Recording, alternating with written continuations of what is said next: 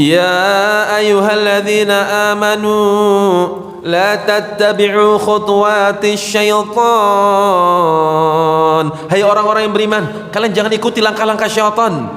Wa may yattabi' khutuwatis syaitan, siapa di antara kalian yang ngeyel, dia ikuti langkah-langkah syaitan, fa innahu ya'muru bil fahsya'i wal munkar, ketahuilah setan itu selalu menyeret pelakunya kepada perbuatan yang keji dan juga mungkar. Terus ayat berikutnya, walaula fadlullahi alaikum wa rahmatuh ma zaka minkum min ahadin abada walakinallaha yuzakki man yasha wallahu sami'un alim. Kalau bukan karunia dari Allah, kalau bukan karena rahmah Allah kepada kalian, nggak ada satupun di antara muka bumi, di antara kalian hai manusia, yang bisa mensucikan dirinya. Nggak ada yang bisa ruku, nggak ada yang bisa sujud, nggak ada yang bisa mensucikan hatinya, nggak ada. Tapi karena fadl, disebabkan karena rahmah Allah kepada kalian, Allah sucikan kalian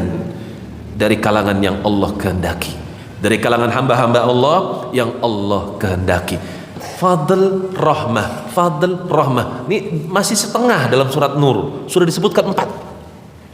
Dan ternyata kita diajarkan oleh Nabi SAW untuk minta fadl dan rahmah, dan itu semua kembali di masjid. Belum sholat sudah minta apa? Rahmah. Ketika sholat mendapatkan rahmat. Tadi ayatnya apa? Ma zaka minkum ahada, nggak ada seorang pun yang bisa disucikan hatinya, nggak ada seorang pun yang bisa mensucikan hatinya. Tapi siapa? Kenapa kok orang bisa mensucikan hatinya? Disebabkan karena rahmat dari Allah. Yuzakki man yasha, Allah yang memberikan kesucian di dalam hati hamba-hambanya yang Allah kehendaki. Ketika dia sholat, dia mendapatkan rahmat. Masuk minta, ketika sholat dapat, ketika keluar minta. Apa yang diminta? Fadl.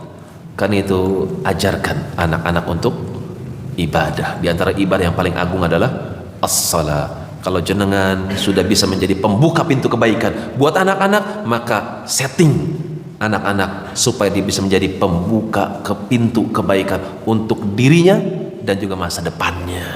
Lewat pintu apa? Ibadah yang wajib. Di antaranya sholat. Itulah Ismail alaihissalam. Kenapa beliau shadiqul wa'd, bisa menepati janji? Karena beliau seorang nabi dan seorang rasul pilihan Allah.